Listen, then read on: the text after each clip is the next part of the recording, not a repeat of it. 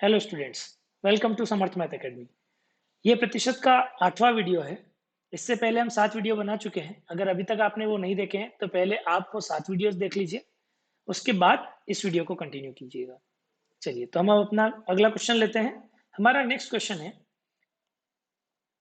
संतरे का मूल्य 20 रुपए प्रति किलोग्राम से घटकर 15 रुपए प्रति किलोग्राम होने पर कोई व्यक्ति उसके खपत में कितने प्रतिशत वृद्धि कर दे कि इससे खर्च पर कोई असर न पड़े, खर्च घटना नहीं चाहिए। ठीक है, तो इस प्रकार का प्रश्न हमने लास्ट वीडियो में भी देखा था, उसी को हम कंटिन्यू कर रहे हैं।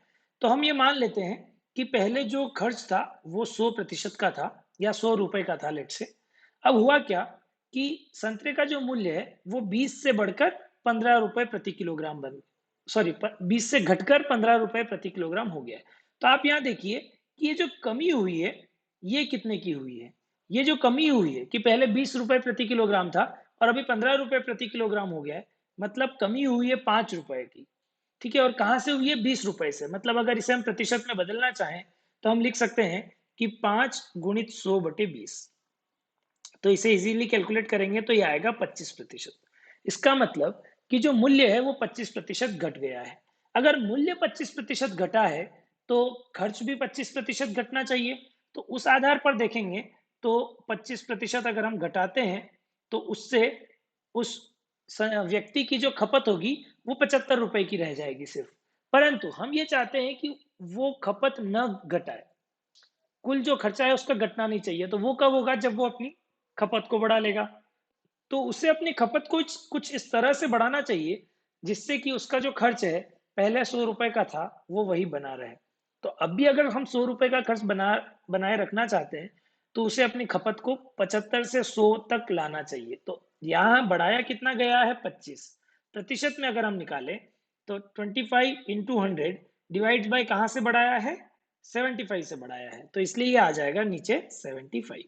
इसे आप कैंसिल आउट करेंगे तो ये आएगा 3। 100/3 इसे सिंप्लीफाई करेंगे तो 33 सही 1/3%। तो इसका मतलब उस व्यक्ति को अपनी खपत में 33 सही 1/3% की वृद्धि कर देना चाहिए, जिससे कि उसका कुल खर्च जो है वो घटेगा नहीं। क्लियर? अगला क्वेश्चन देखते हैं।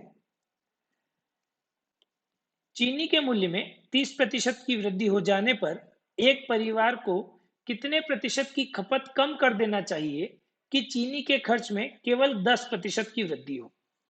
क्लियर? हो क्या रहा है कि मूल्य में 30% की वृद्धि हो रही है।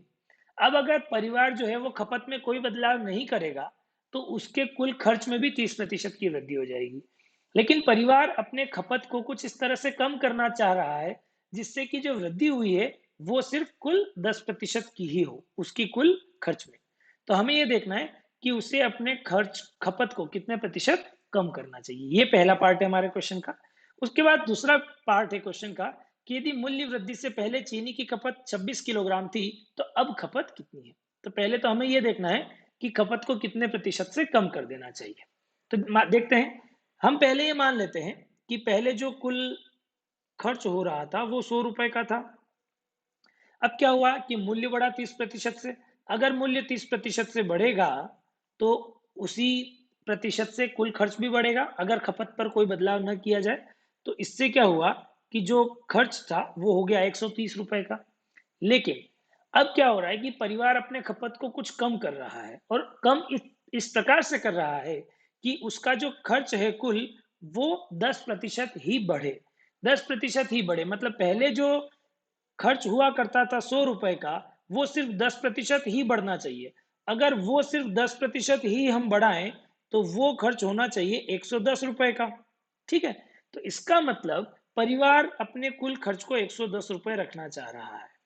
ठीक, तो यहां पर क्या हुआ कि जो खर्च 130 रुपए हो गया था मूल्य की वृद्धि के कारण, उसे खपत कम करके कम किया जा रहा है 110 रुपए तक। तो कमी कितने की जा रही है? 20 रुपए की इंटू 100। और कहां से कमी की जा रही है? 130 रुपए से। इसलिए नीचे आएगा 130। इसे आप हल कर सकते हैं तो ये आएगा 200/13। ये होगा 15 सही 5/13। ऑलराइट, तो इतने प्रतिशत की कमी की जानी चाहिए खपत में, तब जाकर हम ये कह सकते हैं कि उसकी जो खर्च में वृद्धि है वो सिर्फ 10% की होगी। अब नेक्स्ट पार्ट है क्वेश्चन का कि यदि चीनी की खपत पहले 26 किलोग्राम थी तो अब खपत कितनी है। यदि पहले चीनी की खपत 26 किलोग्राम थी तो अब क्या किया गया है कि उसे 15 सही 5/13% कम करना है या फिर 200/13% कम करना है। अगर 200/13% कम करना है तो बचेगी कितनी खपत, तो वो हो जाएगी 26 गुणित 100 में से आप 200/13 को घटा दो, इतने प्रतिशत बचेगी। ठीक है, 100 में से 200/13 को घटा देंगे तो जो प्रतिशत बचेगा उतनी प्रतिशत हमारी खपत बचेगी। तो 26 का इतना प्रतिशत निकालना है तो उतने का गुणा करके 100 का हमें भाग देना चाहिए। तो इसी को जब आप सॉल्व करेंगे तो उसे मैं कैलकुलेट कर लेता हूँ। ये हो जाएगा 1100/13 और फिर 100, तो 1100/13। इसे सिंप्लीफाई करेंगे तो ये आपका आंसर आएगा 22। ठीक है, तो इसका मतलब उसे अपनी जो खपत है वो 26 किलोग्राम कर देना चाहिए, जिससे कि उसका जो कुल खर्च है वो सिर्फ 10% ही बढ़ेगा। थोड़ा अच्छा क्वेश्चन है, इसमें दो पार्ट में दिया गया है क्वेश्चन। पहले तो ये पूछा है कि उसे कितने प्रतिशत अपनी खपत कम कर देना चाहिए, उसके बाद उसी के आधार पर दिया गया है कि अगर 26% पहले की खपत थी तो अब खपत कितनी होना चाहिए। ठीक है, ऑलराइट, अगला क्वेश्चन देखते हैं। नेक्स्ट है, चाय के मूल्य में 25% की कमी हो जाने पर एक दुकानदार ने अपनी खपत में कितनी वृद्धि कर दी कि चाय में के खर्च में केवल 15% की कमी हो। ठीक है, हुआ क्या कि मूल्य में तो 25% की कमी हुई, परंतु दुकानदार ने अपने खपत को बढ़ा दिया, जिससे कि उसका जो कुल खर्च है वो सिर्फ 15% ही कम हुआ। तो हमें ये जानना है कि उसने खपत में कितने प्रतिशत की वृद्धि की, ये पहला भाग। दूसरा भाग है कि यदि मूल्य की कमी से पहले चाय की कुल खपत 30 किलोग्राम थी तो अब खपत कितनी है। पिछले क्वेश्चन के जैसा ही है, दो पार्ट में है। तो हमें पहले तो ये निकालना होगा कि कितने प्रतिशत की वृद्धि करना है उसे खपत में।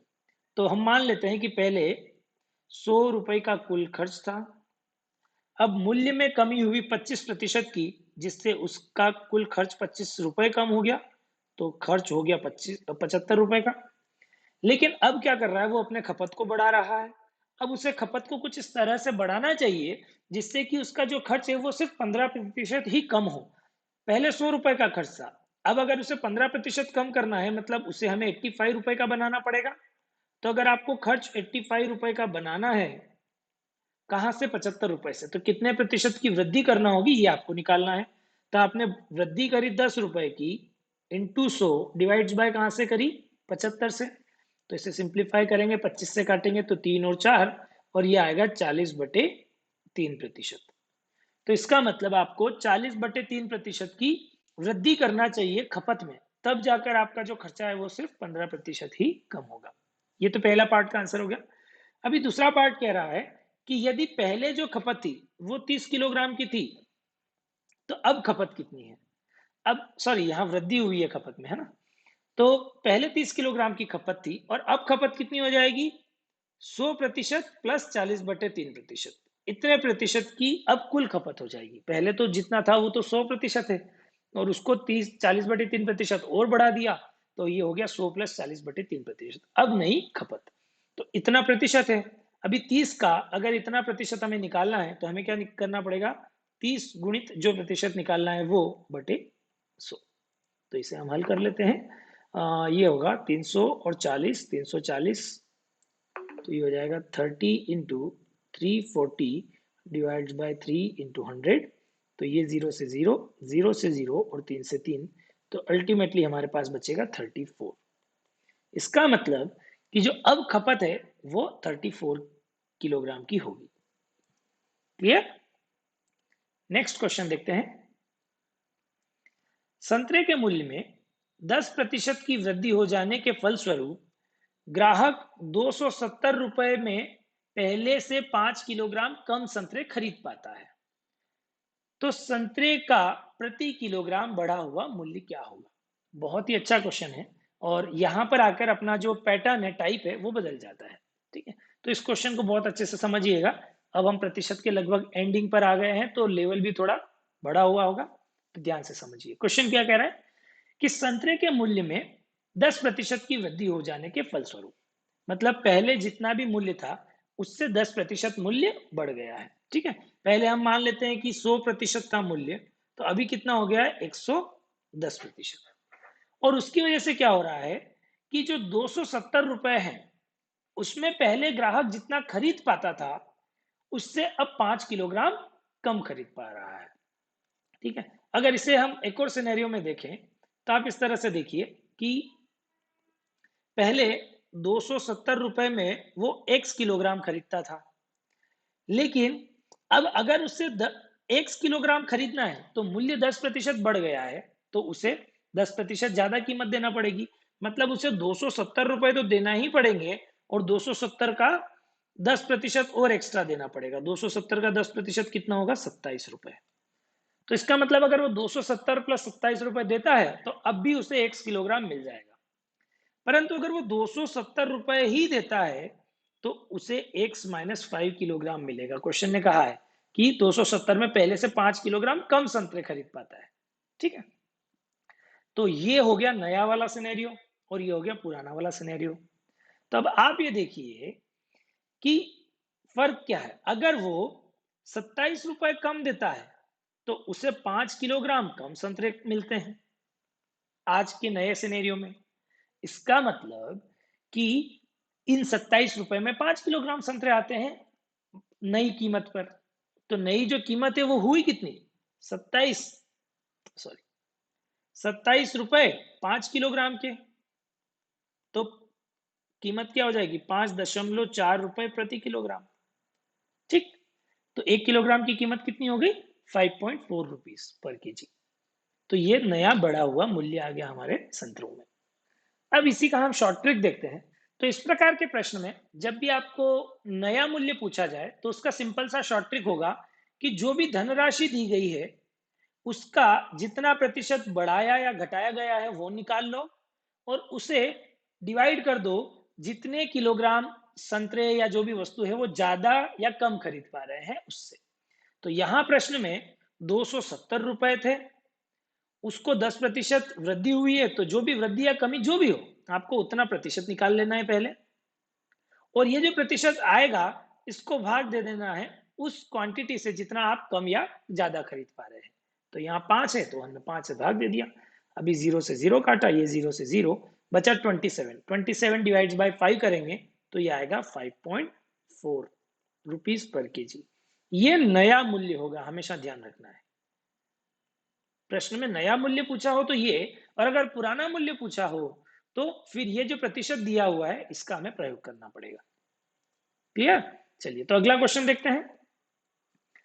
आलू के मूल्य में 14% की वृद्धि हो जाने के कारण एक ग्राहक 342 रुपए में पहले से 7 किलोग्राम कम आलू खरीद पाता है। तो आलू का प्रति किलोग्राम आरंभिक मूल्य क्या है, मतलब वो पुराना वाला प्राइस पूछ रहा है, बढ़ने से पहले वाला प्राइस। तो हम शॉर्ट ट्रिक का यूज करके पहले तो नया वाला प्राइस निकाल लेते हैं और उसे फिर 14% वाला कॉन्सेप्ट लगा के कम कर लेंगे। तो नया प्राइस अगर निकालना है तो हमें क्या करना पड़ेगा कि ये जो 342 रुपीज है इसका पहले 14% निकालना पड़ेगा और उसे फिर भाग देना पड़ेगा 7 से। ठीक, तो अभी 7 से अगर कैंसिल आउट करेंगे तो ये जाएगा 2 बार, फिर 2 से जाएंगे तो ये 50 बार, और फिर 50 से काटेंगे तो ये आएगा आपका 684, और यहाँ पॉइंट, सॉरी यहाँ पर आपका डेसिमल, मतलब 6.84 रुपीज पर केजी। ये आपका नया प्राइस है। ठीक, अब ये तो आपका नया प्राइस है। तो अगर मैं मानूं कि पुराना वाला प्राइस मुझे पता नहीं है, नया प्राइस है 6.84।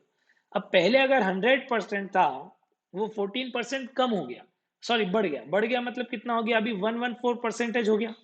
तो वही हम रेशियो वाली ट्रिक लगाएंगे कि अगर 114% की वैल्यू 6.84 है तो 100% की वैल्यू क्या होगी, उसे लगाने के लिए हम क्या लिखेंगे कि 114 की वैल्यू अगर 6.84 है तो 100 की वैल्यू क्या होगी।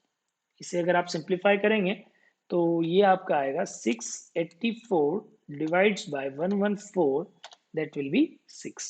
तो आपका आंसर होगा 6 रुपए प्रति किलोग्राम आरंभिक मूल्य। ठीक है, मतलब प्राइस के बढ़ने से पहले उसकी कीमत थी 6 रुपए प्रति किलोग्राम। ऑलराइट, अगर ये कॉन्सेप्ट आपको नहीं समझ में आ रहा है कि ये हमने कैसे किया है, तो ये मैंने आपको बताया था रेशो वाले वीडियो में। तो आप एक बार रेशो वाला जो चैप्टर है उसका वीडियो देख लीजिएगा, तो ये बात क्लियर हो जाएगी। ठीक है, नेक्स्ट क्वेश्चन देखते हैं। अगला है, चीनी के मूल्य में 20% की कमी हो जाने के कारण कोई व्यक्ति 500 रुपए में 5 किलोग्राम अधिक चीनी खरीद पाता है। तो चीनी का प्रति किलोग्राम घटा हुआ मूल्य क्या है? अभी अभी तक हमने जो दो क्वेश्चन देखे थे उसमें क्या हो रहा था कि मूल्य बढ़ रहा था और उसकी वजह से जो व्यक्ति है वो अब खरीदारी में कमी कर रहा था। लेकिन वो जो शॉर्ट ट्रिक अभी मैंने बताई थी, वो शॉर्ट ट्रिक आपको जब मूल्य में कमी होती है तब भी लगा सकते हैं, कोई प्रॉब्लम नहीं होगी। तो वही शॉर्ट ट्रिक अगर हम लगाएं तो हम क्या करेंगे कि कुल धनराशि कितनी है 500 रुपए की, उसमें हमें क्या हुआ है 20% की कमी हुई है, तो उसका 20% निकाल लो। और कितना किलोग्राम कम या ज्यादा खरीद पा रहा है, 5 किलोग्राम ज्यादा खरीद पा रहा है, तो डिवाइड बाय 5 कर लो। इसे सिंप्लीफाई करेंगे, 2 जीरो से 2 जीरो कैंसिल आउट, 5 से 5, तो नई जो मूल्य है वो आ गई 20 रुपए प्रति किलोग्राम की। और क्वेश्चन ने क्या पूछा था, चीनी का प्रति किलोग्राम घटा हुआ मूल्य, घटा हुआ मतलब नया वाला, तो नया वाला मूल्य कितना हो गया 20 रुपए प्रति किलोग्राम। ऑलराइट, बहुत सिंपल हो गया शॉर्ट ट्रिक से। चलिए अगला क्वेश्चन देखते हैं। चावल के मूल्य में 10% की कमी हो जाने के कारण कोई व्यक्ति 450 रुपए में 5 किलोग्राम चावल अधिक खरीद पाता है। तो चावल का प्रति किलोग्राम मूल्य प्रारंभिक वाला क्या होगा वो निकालना है, कि मतलब जो कमी हुई है उससे पहले कितना मूल्य था वो निकालना है। तो पहले तो नया जो मूल्य है वो निकाल लेते हैं अपनी शॉर्ट ट्रिक से। तो उसके लिए क्या करेंगे, ये जो 450 है इसका हम निकालेंगे 10% और उसे डिवाइड करेंगे 5 से।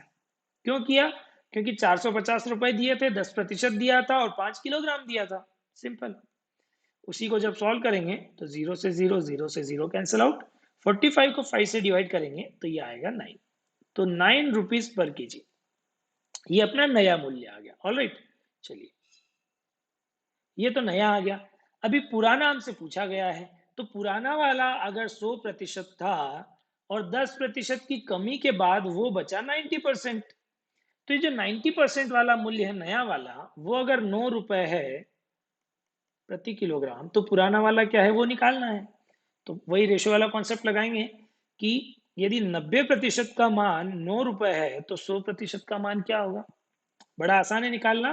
0 से 0, 9 से 9, तो बचा 10, मतलब पुराना जो मूल्य था वो था 10 रुपए प्रति किलोग्राम। ऑलराइट, तो बहुत ही सिंपल था। ट्रिक के बेसिस पर अगर हम करेंगे तो बहुत इजी हो जाएगा आपके लिए सॉल्यूशन। आई होप ये सारे के सारे मेथड्स आपको क्लियर हो गए होंगे, है ना। तो यहीं पर अपना जो प्रतिशत वाला चैप्टर है वो कंप्लीट हो जाता है। अपने इस यूट्यूब चैनल पर हम MPSI के लिए मैथ्स का जो भी सिलेबस है वो पूरा यहाँ कवर कर रहे हैं। अगर आपको ये पूरी सीरीज पसंद आ रही हो तो अपने इस चैनल को लाइक और सब्सक्राइब जरूर कीजिएगा। Thank you.